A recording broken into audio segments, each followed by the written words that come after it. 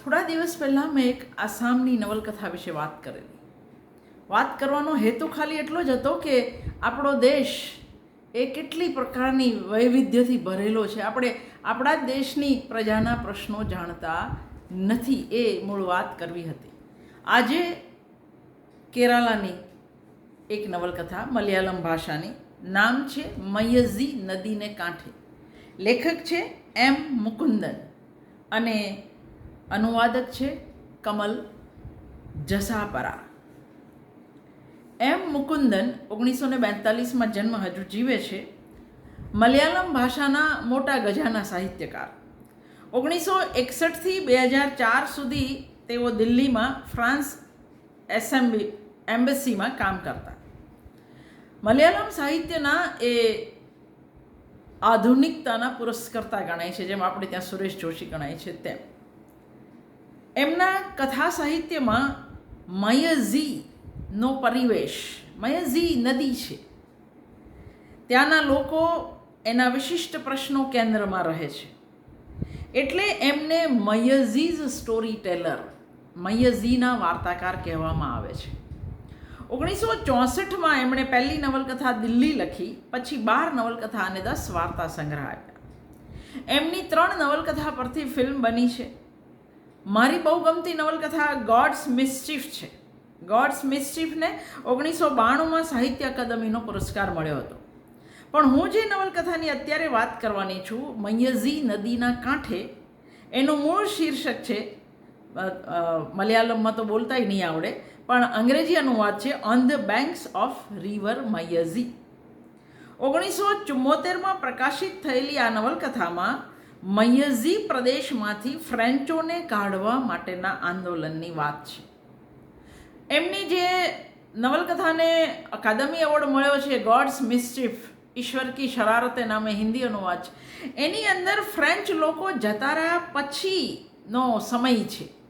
એટલે મયઝીના લોકોને આ ગોરા સાહેબો, અહીં ગોરા એટલે ફ્રેન્ચ અને ગોરાઓનો પ્રદેશ એટલે ફ્રાન્સ, અહીંયા ઇંગ્લેન્ડ નહીં, એ જતા રહ્યા, એ એમને નથી ગમતું, એની વાત એની અંદર છે. પણ અત્યારે જે નવલકથાની વાત કરવાની છું, એમાં તો મયઝીના સ્વતંત્રતા આંદોલનની વાત છે.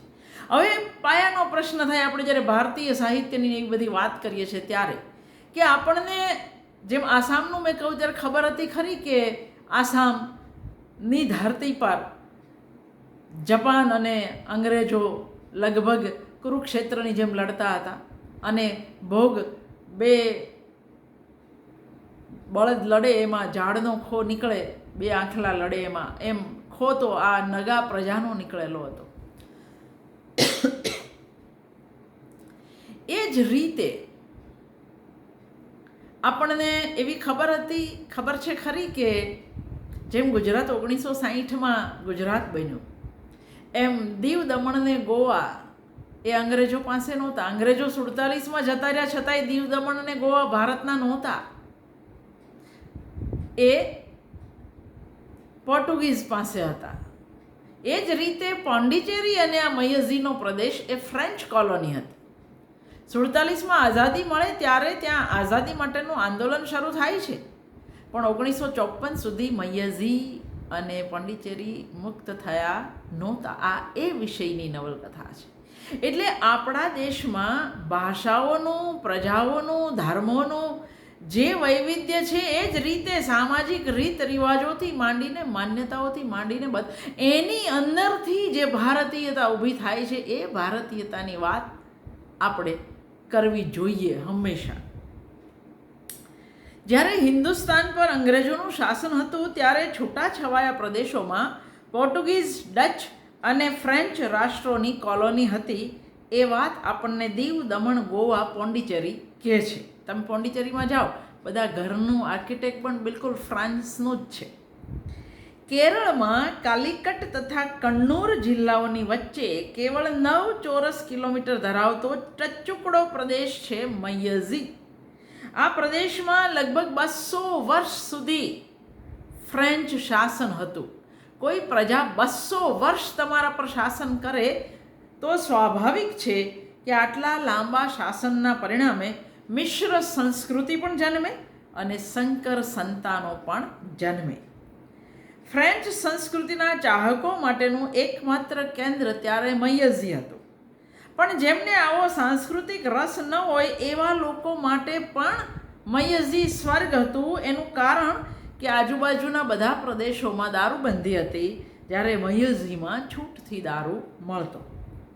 1947માં ભારત અંગ્રેજોની ગુલામીમાંથી આઝાદ થયું ત્યારે પોંડિચેરી, મયઝી જેવા પ્રદેશો ફ્રેન્ચ વસાહત રૂપે ચાલુ હતા. પછીથી મુક્તિનો પવન ત્યાં પણ ફૂંકાયો.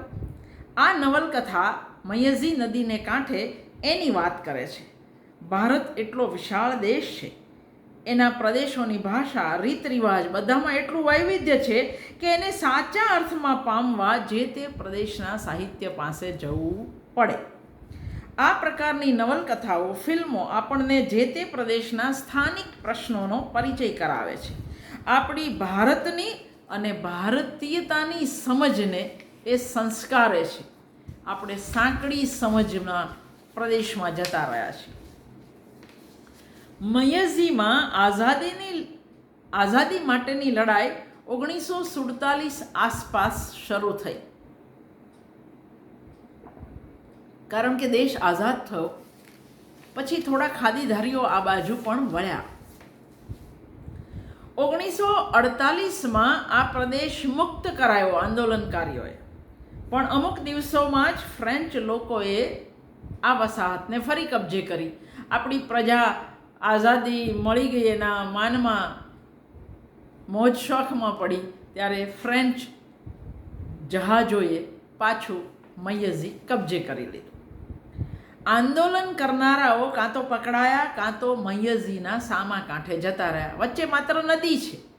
આ બાજુ ફ્રેન્ચ કોલોની છે ને નદીના સામા કાંઠે ભારત છે. એટલે મયઝીના આંદોલનકારીઓ બધા સામે કાંઠે વસે અને ત્યાં આગળ એમને પકડનાર કોઈ નહીં, કારણ કે ત્યાં ભારતનું શાસન છે. આ મુક્તિ આંદોલન 6 વર્ષ ચાલ્યું. 1954માં ફ્રેન્ચ લોકો કાયમી ધોરણે મયઝી છોડીને જતા રહ્યા. એમ મુકુંદન આ આખા ઘટનાક્રમને મયઝી નદીને કાંઠે નવલકથામાં આલેખે છે. અહીં એક પ્રદેશની વાત છે, પણ એના કેન્દ્રમાં એક કુટુંબની વાત છે અને એ કુટુંબના એકમાત્ર દીકરા દાસની વાત છે. અને દાસ નિમિત્તે આઝાદીની લડાઈમાં પોતાની જાતને ખુવાર કરી દેનારા અનેક લોકોની વાત છે. સમુદ્ર તથા મયઝી નદીના સંગમ પર આવેલા આ પ્રદેશમાં ખેતી, માછલી પકડવી અને હાથ વણાટ એ લોકોનો મુખ્ય વ્યવસાય છે. અહીં વિવિધ ધર્મના લોકો વસે છે. જૂની પેઢીના લોકો ગોરાઓને લગભગ દેવની જેમ પૂજતા, પણ દાસ જેવા નવલોહિયાઓ આ ગુલામીને પારખી ગયા. પોંડિચેરી જઈને ભણેલા દાસ જેવા બીજા પણ છે જેમના પર ડાબેરી વિચારધારાનો પ્રભાવ છે.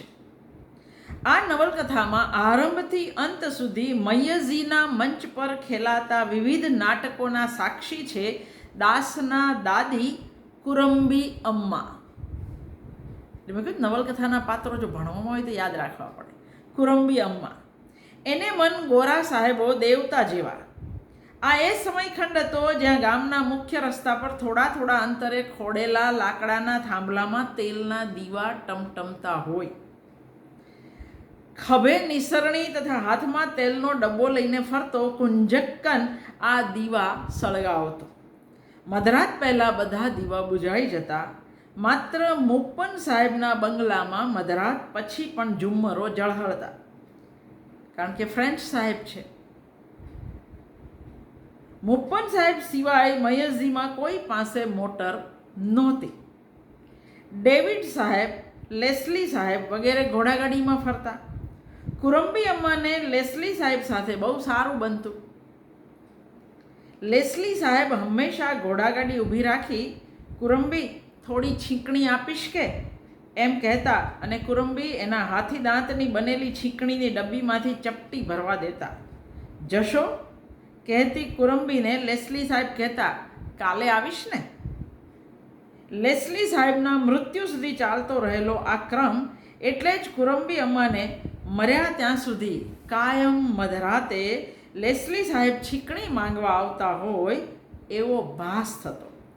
કોટ પાટલુન અને હેટ પહેરેલા સાહેબોની આરાધના કરતા કુરંબી અમ્માને કેળું વચ્ચન જેવો પતિ મળ્યો હતો, જે ગોઠણ સુધીની લુંગી જ પહેરતો.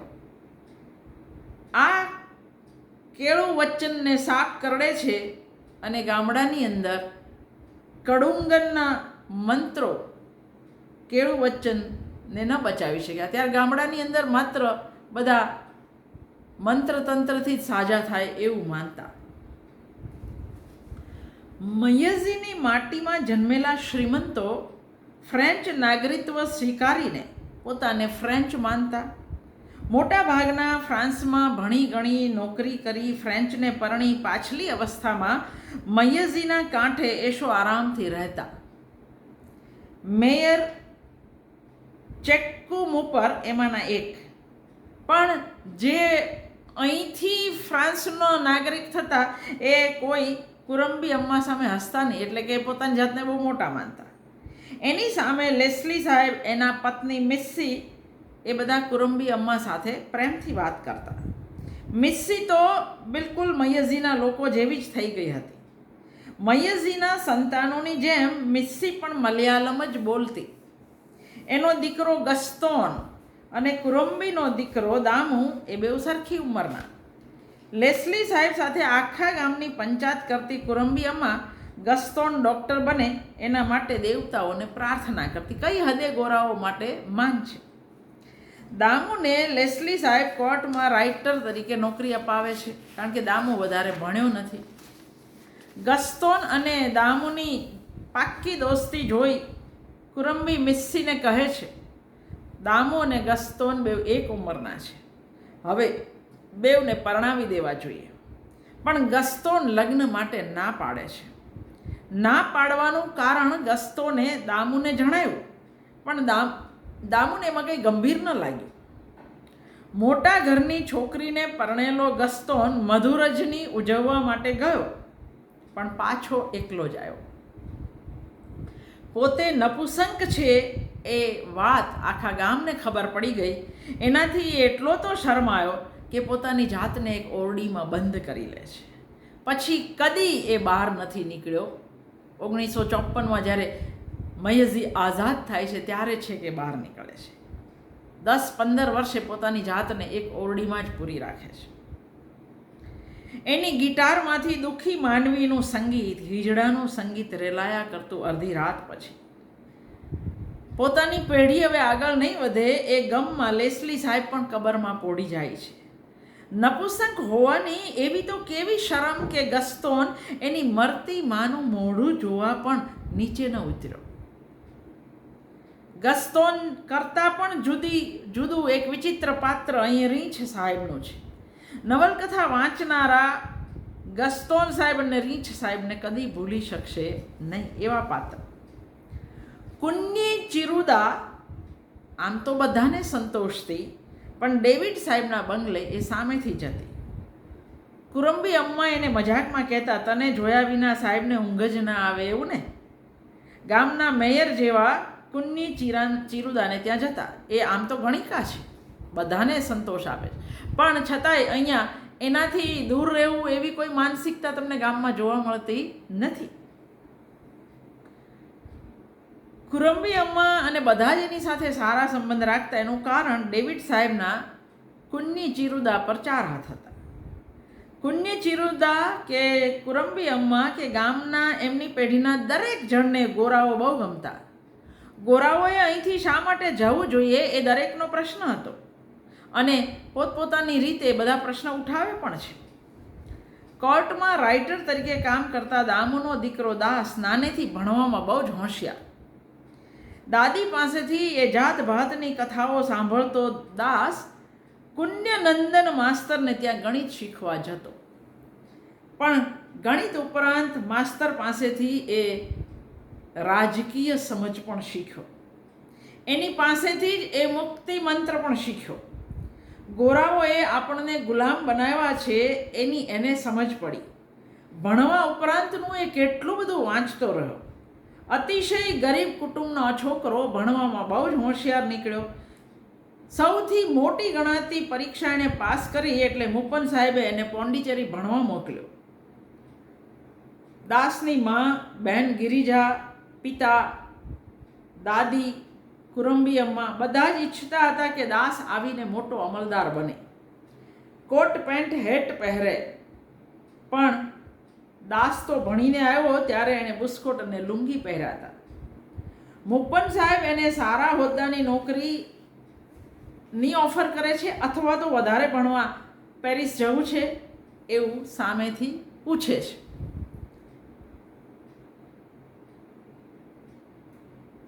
પણ પુણ્યનંદન માસ્તરની પ્રેરણાથી મયઝીની મુક્તિ માટે જીવન અર્પણ કરવાનું નક્કી કરી બેઠેલો દાસ સામે આવેલી આ સુવર્ણ તકને ઠોકર મારે છે. એ પિતાની હાલત જાણે છે. ઘરમાં 2 ટંક માત્ર ભાત રંધાય છે એની એને ખબર છે. મા તથા દાદીના સપના શું હતા એ જાણે છે. અને છતાંય દાસ માટે મયઝીની આઝાદીથી વધારે મહત્વનું કંઈ નહોતું. દાસે ભણવાની અને નોકરીની તક નકારી ઘરના લોકો સાથે સાથે ગામ આખાને સ્તબ્ધ કરી દીધું. ગામના લોકો દાસને આદરની નજરે જોતા, પણ એના વિદ્રોહને કારણે ટીબીથી પીડાતા દાસના બાપને 2 વર્ષની કડક જેલમાં પોંડિચેરી લઈ ગયા.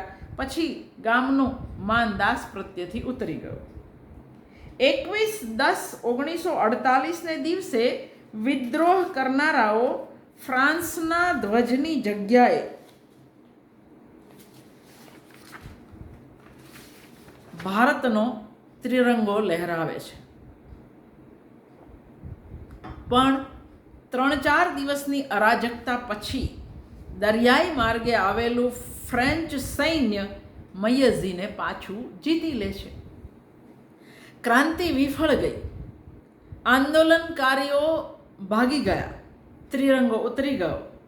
આ અરાજકતાના સમય દરમિયાન ગામનો મવાલી ખૂની અચ્ચુ દાસના કુટુંબનો રખેવાળ બને છે.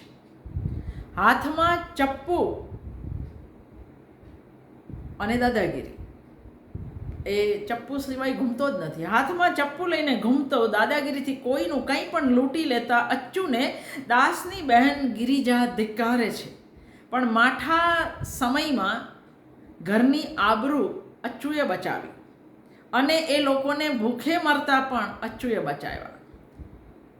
2 ટક એ ગમે ત્યાંથી એમને ખાવાનું લાવી આપતો હતો. જેલમાંથી છૂટીને આવેલા દામુ રાઇટરને દાસ પ્રત્યે, દીકરા પ્રત્યે નર્યા ધિક્કારની લાગણી છે. અચ્ચુ જ્યારે દામુ રાઇટર પાસે ગિરિજાનો હાથ માંગે છે ત્યારે દામુ શરત મૂકે છે, કામ કર, સારો માણસ થાતો. ને આખા મયઝીને અચ્ચુમાં આવેલા પરિવર્તનથી નવાઈ લાગે છે. ચપ્પુ બતાવીને બધું મેળવી લેતો અચ્ચુ હવે કામ કરતો થાય છે. દારૂ છોડી દે છે, ગુંડાગર્દી છોડી દે છે. ગિરિજા એને નફરત કરતી હતી, પણ અચ્ચુએ મનોમન નક્કી કર્યું હતું કે પ્રેમથી હું તારા આંસુ લૂછીશ, પ્રેમથી હું મારા ભૂતકાળને ભસ્મીભૂત કરીશ અને પ્રેમથી જ હું તને વશ કરીશ. એ પ્રાર્થના કરતો થયો કે ઈશ્વર મને ગિરિજા આપજો. જો એમ ન થાય તો પોતે પાછો ગુંડો બની જશે અને ગિરિજાને તો ધરાર મેળવશે. એ પણ પાછો એ જાણે છે. દાસને જ્યારે, એ તો આંદોલનકારી છે, સામા કાંઠે વસે છે ભાગીને, એટલે એને જ્યારે આ સમાચાર મળે છે કે પોતાની બહેનને આવા ગુંડા મવાલી સાથે પરણવાનો દિવસ આવ્યો છે, ત્યારે એ ગુસ્સાથી તમતમી ઉઠે છે. ગામમાં તો એ પ્રવેશી શકે એમ નથી. પેટે પાટા બાંધી પિતાએ એને ભણાવેલો અને પોતે પિતાના તમામ સપનાને ભસ્મીભૂત કરી દીધા. એટલું જ નહીં, પિતા ટીબીના દર્દી હતા, છતાં પોતાના કારણે જ એમને 2 વર્ષની આકરી જેલ થઈ. એ જાણતો હોવા છતાં દાસ પિતાને મળવા આવવા અનેક વાર કેવડાવે છે, પણ એ ધરાર મળવા ન જ ગયા. ત્યારે જીવનું જોખમ લઈ રાતના અંધારામાં જંગલ ઝાડીઓમાં થઈ દાસ ઘરે પહોંચ્યો. પણ દામુ રાઇટરે, હું તારો બાપ નથી, એ તારી માં નથી, તું બહાર નીકળ એમ કહી એને કાઢી મૂક્યો. દાસના સાથીઓ વાસુટ્ટી, કણારન જેવા સાથીઓએ ના પાડી હતી, તોય દાસ ધરાર ગયેલો. પિતાની આ હદની નફરતથી દાસ સ્તબ્ધ થઈ જાય છે. પિતા એની સરખામણી અચ્ચુ જેવા ગુંડા સાથે કરતા હતા. એ મવાલી હોવા છતાંય એણે મને હાથ નથી લગાડ્યો, અને તે દીકરો હોવા છતાં તે મને જેલમાં ધકેલ્યો, પોલીસના ગળદાપાટું ખવડાવ્યા. અચ્ચુ મવાલી છે છતાંય આંખની શરમ રાખે એવો છે, દયાળુ છે. તારામાં તો દયા જ નથી. ઘરની બહાર નીકળેલો દાસ પછી એક ડગલું ચાલી ન શક્યો. સડક પર પગ મૂકતાની સાથે જ પોલીસ બૂટનો અવાજ અને જેલ. અચ્ચુના કારણે મા દીકરી રડતા હતા અને એમાં દાસને જેલ થઈ. કુરંબી અમ્મા જુએ છે કે પહેલાં ગરીબી અને મુસીબતો હતી પણ કોઈ રડતું નહોતું, અને હવે ઘરમાં આંસુ સુકાતા જ નથી. એમને પોતાને અચ્ચુ ગમતો, કુરંબી અમ્માને, કારણ કે એણે ઘરની આબરૂ જાળવી હતી. અને અચ્ચુના આવ્યા પછી કુરંબી અમ્માની છીંકણીની દાબડી ક્યારેય ખાલી નથી રહેતી. કણારન, વાસુટી, પપ્પન તથા આંદોલનમાં જોડાયેલા બધા દાસ અને ચંદ્રિકાના સંબંધ વિશે જાણતા હતા. મૈયરજીને આઝાદી મળે તો સૌ પહેલાં દાસ અને ચંદ્રિકાના લગ્ન, એવું કણારન કાયમ કહેતા. અંતરમાં અગ્નિ ભરીને ફરતો એ દિવસમાં ચંદ્રિકા મારા માટે શાંતિ હતી, એવું દાસ પપ્પનને કહેતો. એટલે દાસના જેલ જવા વિશેના ખબર પપ્પન ચંદ્રિકાને આપે છે. દાસની માં સમાચાર સાંભળી બેભાન થઈ જાય છે. ડેવિડ સાહેબની કોર્ટ દાસને 12 વર્ષની સજા આપે છે ને થોડા જ દિવસોમાં ગિરિજાના લગ્ન અચ્ચુ સાથે થઈ જાય છે. અચ્ચુએ ઘર ભાડે રાખ્યું, સુથાર પાસે જરૂરી ચીજ વસ્તુઓ બનાવડાવી અને કુરંબી અમ્માને ઘોડાગાડીમાં બેસાડી પોતાનું ઘર જોવા લઈ ગયો. કુરંબી અમ્મા જિંદગીમાં આટલા ખુશ કદી નહોતા થયા. પહેલી વાર એ ઘોડાગાડીમાં બેઠા, કારણ કે ઘોડાગાડીમાં તો સાહેબ લોકો બેસે. પહેલી વાર એ ખાટલે સૂતા અને હવે એમની છીંકણીની ડબ્બી કાયમ ભરેલી રહેતી. દીકરો દીવો કરશે એવી આશા ઠગારી નીવડ્યા પછી દામુ રાઇટર કે કુરંબી અમ્મા અચ્ચુને સ્વીકારી લે એમાં વાંચનારને બહુ નવાઈ નહીં લાગે. ગિરિજાના આંસુ અને પછીથી સ્વીકાર એ પણ સ્ત્રી સહજ લાગે છે. બધાની અંદર ચંદ્રિકાની જેમ દાસ વગર મરી જવાની તાકાત થોડી હોય. મુક્તિ આંદોલન વધારે જલદ બન્યું. મૈયરજી આસપાસ વધારે ને વધારે ખાદીધારીઓ દેખાવા લાગ્યા. સમાંતરે મૈયરજીના કેટલાય સ્થાનિક અમલદારો આઝાદીની તરફેણમાં રાજીનામા આપી રહ્યા હતા. મૈયરજીમાંથી કોઈ જઈ ન શકે, મૈયરજીમાં કશું આવી ન શકે એવું જડબે સલાક તંત્ર નદીના કાંઠેથી ગોઠવાયું. પરિણામે થોડા જ દિવસોમાં શિક્ષકો, અમલદારો, બધા જ સ્વાતંત્ર્ય સેનાનીઓ ભેગા ભળી જાય છે. શાળાઓ બંધ, સરકારી ઓફિસો ઠપ્પ, તેલ વગર સુધરાઈના દીવા ઠરી ગયા. મૈયરજીમાં રહેનારાને ચોખાના એક એક દાણાના સાંસા પડવા લાગ્યા. મૈયરજીના પેલા કાંઠેથી પપ્પન, વાસુટ્ટી વગેરે માઇક્રોફોનમાં રાત દિવસ બરાડતા. લોકશાહીની ચળવળ શરૂ થઈ ગઈ છે. મૈયરજી વાસીઓ ઉઠો, જાગો. અને મૈયરજીના આ કાંઠે બંદૂકધારી સૈન્ય, ફ્રેન્ચ સૈન્ય હતું. 27 એપ્રિલ 1954માં કુરંબી અમ્માની દ્રષ્ટિ જતી રહે છે. હવે કોઈને ઓળખતા પણ નહોતા અને 14 જુલાઈ 1954ના રોજ ચોપાસથી અગણિત સ્વાતંત્ર્ય સૈનિકો મૈયરજીમાં પ્રવેશે છે. મુપ્પન સાહેબે કણારનના ખભે હાથ મૂકીને કહ્યું, મૈયરજી તમારું છે. મૈયરજી છોડીને ગોરાઓ જાય એમાં કેટલા બધા સ્થાનિક લોકો નારાજ હતા. કુરંબી અમ્માને માટે તો ગોરાઓ ભગવાન સમાન હતા. કુન્ની ચિરુદાને તો ડેવિડ સાહેબ જાય એટલે જગત લૂંટાઈ જાય. એ તો માસ્તરને પૂછે પણ છે, ગોરાઓએ જવું જોઈએ એમ કહો છો, પણ એ ક્યાં જાય? ડેવિડ સાહેબે પણ જવું જોઈએ. પીઠાવાળો ઉન્ની નાયર તો કહે છે તેઓ ક્યાં જશે? એમનો દેશ તો આ જ છે. 200 વર્ષથી તો એ લોકો અહીંયા રહે છે. ઉન્ની નાયર કહે છે, મારી એક ઈચ્છા છે કે મારી આંખ મીચાય એ પહેલાં ગોરાઓ આ દેશમાંથી જવા જોઈએ નહીં. એટલે જ મૈયરજી છોડીને જતા ગોરાઓ સાથે પીઠાવાળો ઉન્ની નાયર, કુન્યાણન, દીવા કરનારો કુંજક્કન, રામન સુથાર જેવા 101 લોકો એમની સાથે જવા તૈયાર થઈ જાય છે. કુરંબી અમ્માને એ સમજ નથી પડતી કે આખી જિંદગી અહીં રહેનાર મુપ્પન સાહેબ તથા મૈયરજી વાસીઓના દેશ જુદા કઈ રીતે હોઈ શકે. ખેર, ગોરાઓ સાથે ગયેલા બધા મૈયરજી વાસીઓ થોડા સમય પછી પાછા આવ્યા, કારણ કે એમને પોંડિચેરી જ ઉતારી દેવાયેલા.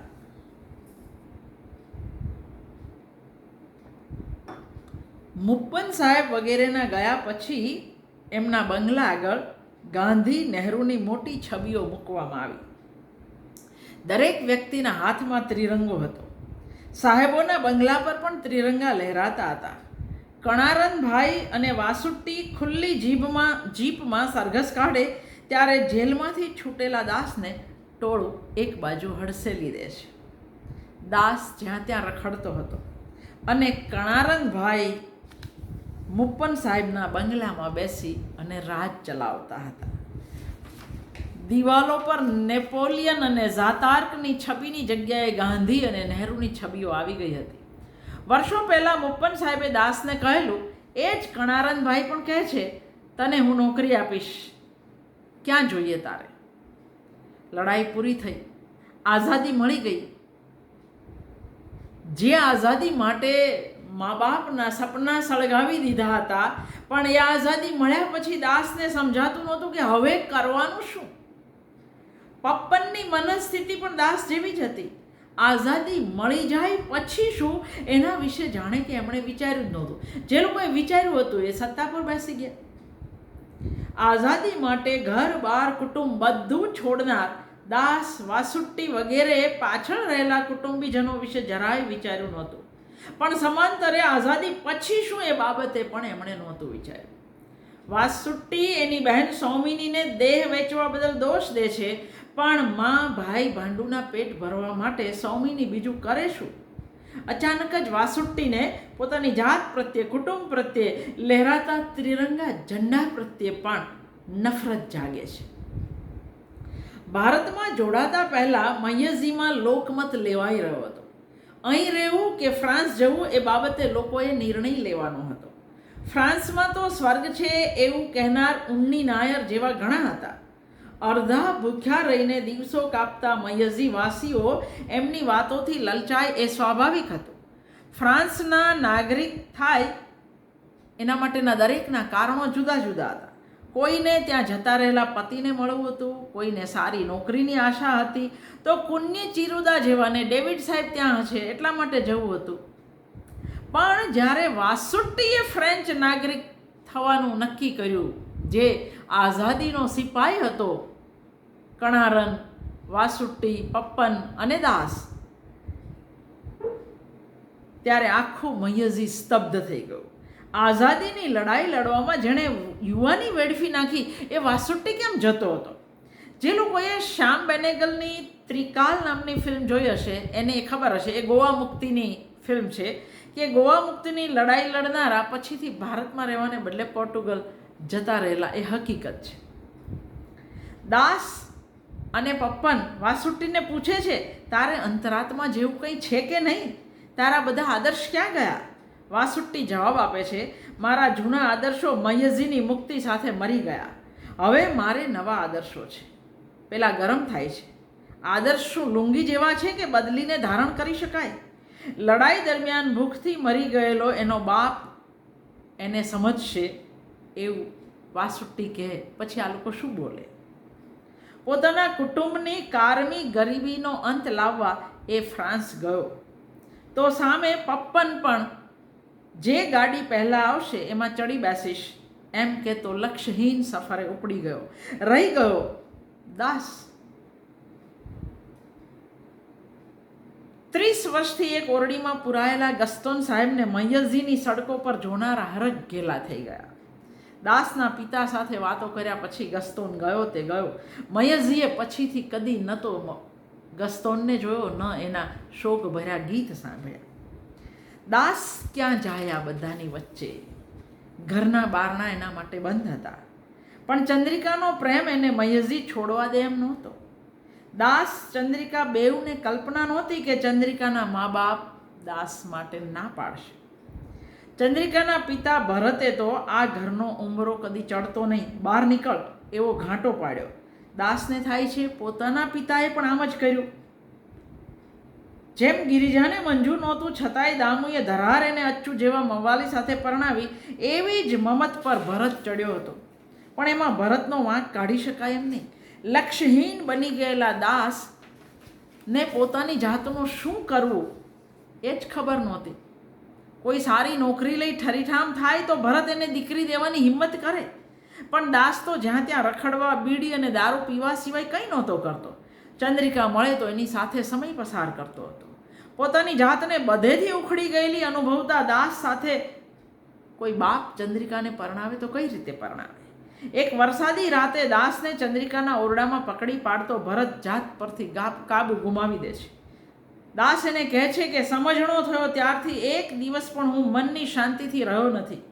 મયજીની મુક્તિએ બીજા બધાયના આંસુનો અંત આણ્યો, મારા સિવાય. ભરતભાઈ, આજે મારી જિંદગીનો એકમાત્ર આનંદ ચંદ્રિકા છે. એ નહીં હોય તો હું ગાંડો થઈ જઈશ. દાસને સારી રીતે ઓળખતા હોવા છતાં ભરતભાઈ મગજ ગુમાવીને કહે છે, તને ગાંડ પણ ન વળગે એટલા માટે શું મારી દીકરીએ વ્યભિચારનો આશરો લેવો? દૂધ પાનાર હાથને જ તે ડંખ માર્યો. આજ પછી આ ઘરમાં તારું કોઈ સ્થાન નથી, બહાર નીકળ. ચંદ્રિકાના લગ્ન નક્કી કરતા ભરતને એવો અંદેશો પણ નહોતો કે ચંદ્રિકા જીવ દઈ દેશે. ચંદ્રિકા પાછળ દુઃખી થઈને માં પણ ગઈ. હવે ભૂતની જેમ ભરત બંગલામાં એકલો ભટક્યા કરતો. મયજીમાં વર્ષોથી રૂપેરી પથ્થર વિશે જાત ભાતની કથાઓ ચાલતી. સમુદ્ર કિનારે આવેલા એ પથ્થરને જોઈને બેઠેલા દાસને જોઈ વાસુટ્ટી એને પોતાની સાથે રહેવા મનાવે છે, પણ દાસ તો કહે છે, વાસુટ્ટી, રૂપેરી પથ્થર મને પણ બોલાવે છે.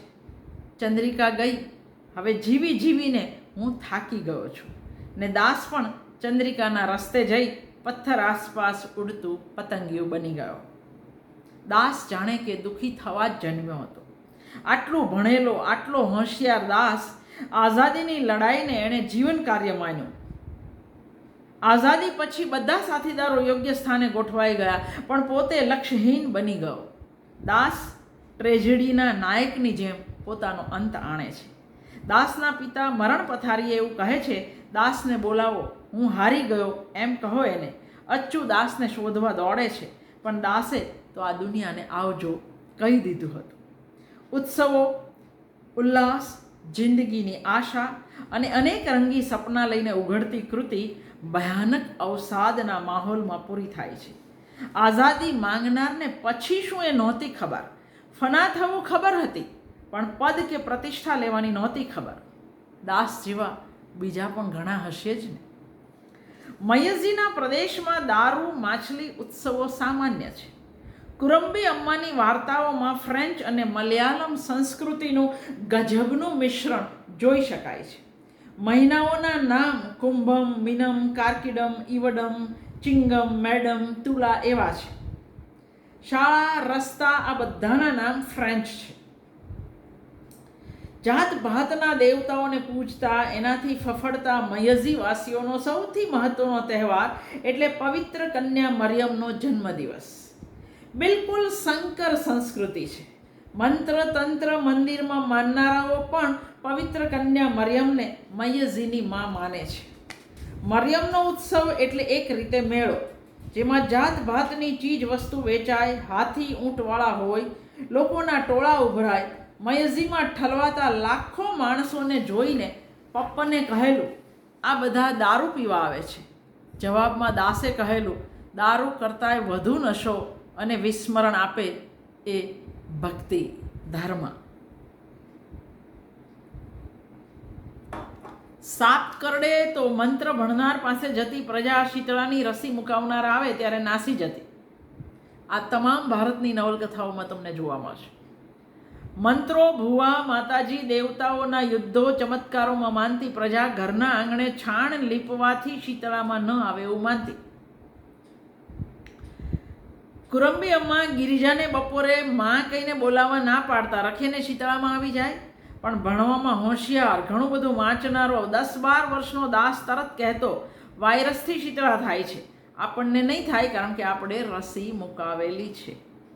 શીતળાનું પ્રમાણ અને ડર બંને ઘણા વધારે. માણસના મરવાની રાહ જોયા વગર ડરના માર્યા શીતળાના દર્દીને આ લોકો દફનાવી દેતા. શીતળા જેટલો જ ટીબી, ક્ષય પણ સામાન્ય. દામુ રાઇટરને પણ થયો છે, માસ્તરને પણ થયો છે, પણ એની કોઈ દવા નહીં. આખા દેશની જેમ મયઝીમાં પણ શ્રાદ્ધના દિવસે જાતભાતની વાનગીઓ કાગડા માટે બનતી. કુરંબી અમ્મા ભાત ખાતા કાગડાને જોઈ અપાર શ્રદ્ધાથી દાસને કહે, એ તારા દાદા છે દીકરા. વડીલોની આવી માન્યતાઓમાં દાસ જેવી ત્રીજી પેઢીના યુવાનોને જરાય શ્રદ્ધા નથી, પણ દાદીને સારું લાગે એટલે એ આ વિધિ કરે છે. કુરંબનના મૃત્યુ પછી એનો દીકરો કહે છે કે મંદિરમાં જઈને વેશ ભજવવાનું કે સાપનું ઝેર ઉતારવાનું મારાથી નહીં બને, મંત્ર તંત્ર મારાથી નહીં થાય. ભણતરે મયઝીને બહુ નહોતું બદલ્યું, પણ આઝાદી પછી મયઝી ઝડપભેર બદલાયો. કુન્ની ચિરુદા હવે ડેવિડ સાહેબની રાહ નથી જોતી. એ કાપડ મિલમાં કામ કરવા લાગી છે. અહીંથી ફ્રાન્સ ગયેલાઓની પત્નીઓ પણ હવે એમના ઘરવાળાઓની રાહ નથી જોતી. તેલના દીવાની જગ્યાએ હવે શેરીમાં વીજળીના દીવા આવી ગયા છે. મુપ્પન સાહેબના બંગલામાં થતી રાતની મિજબાનીઓ હવે બંધ થઈ ગઈ છે. દારૂની રેલમ છેલમવાળા મયઝીમાં હવે દારૂબંધી છે. લેસ્લી સાહેબનો બંગલો સમુદ્રમાંથી ફૂંકાતા પવન સામે નમી ગયો અને પછી ધૂળનો એક ઢગલો થઈ ગયો. કુંજક્કન, કુન્યરણન, ઉન્ની નાયર વગેરે તો માટીમાં મળી જ ગયેલા, પણ મયઝી નદીના કાંઠે ભજવાયેલા મહાનાટકના સાક્ષી કુરંબી અમ્મા પણ હવે ગોરાઓ નહીં જ આવે એવું સાંભળી રડતી આંખે આ દુનિયામાંથી વિદાય લે છે. એક જમાનો પૂરો થયો. આઝાદી માટે ખુવાર થનારાઓને આઝાદી મળી જાય પછી શું એ નહોતી ખબર, એટલે એમાંના ઘણા લક્ષ્યહીન થઈને ભટકતા થઈ ગયા. આઝાદી માટે લડનારાઓને એ નહોતી ખબર કે મયઝીની પ્રજા આટલી હદે ગોરાઓને ચાહતી હશે. આખી નવલકથામાં કુરંબી અમ્માની હાથીદાંતની છીકણીની ડબ્બી અને ઘોડાગાડીવાળા લેસ્લી સાહેબનો સંબંધ એક પ્રતિકાત્મક મૂલ્ય ધારણ કરે છે. મયઝીની તમામ પ્રકારની વિવિધતા અને સંકર સંસ્કૃતિની અદ્ભુત ભેળસેળ દેખાડતી આ નવલકથામાં યુરોપીય સંસ્કૃતિના પ્રતીક તરીકે ક્રોસ અને ચર્ચ છે, તો સંકર સંસ્કૃતિના પ્રતીક પીઠું અને વેશ્યાલય છે. વર્ષો સુધી સાથે રહેનારી બે પ્રજા સાંસ્કૃતિક બાબતોમાં આદાન પ્રદાન ન કરે એવું બને જ નહીં. એ વાત મયઝીના લોકો, એમના તહેવારો, એમના ઉત્સવો આપણને સમજાવે છે. ભારતના ઇતિહાસનું આ પણ એક વણલખાયેલું પાનું છે જે અન્ય પ્રદેશના લોકો આવી કૃતિઓ દ્વારા જાણી શકે. અનુવાદ છે એટલે ભાષા અને વર્ણનોની વાત કરવાનો ઝાઝો અર્થ નથી, પણ છતાંય એવું લાગે કે મૂળ ભાષા અતિશય સુંદર હશે. અને આ જ લેખકની બીજી નવલકથા જે ગોડ્સ મિસ્ચીફ તમે પણ વાંચી શકો, કારણ કે હિન્દીમાં છે, ઈશ્વર કી શરારતે. જૂલી નામની ફિલ્મ સાથે તમે આ નવલકથાને બહુ જ સરખાવી શકો. જૂલીવાળાએ ખરેખર એનો આધાર લીધો છે કે નહીં એ ખબર નથી, પણ ગોડ્સ મિસ્ચીફ અને જૂલી એ લગભગ સરખી ચાલે છે.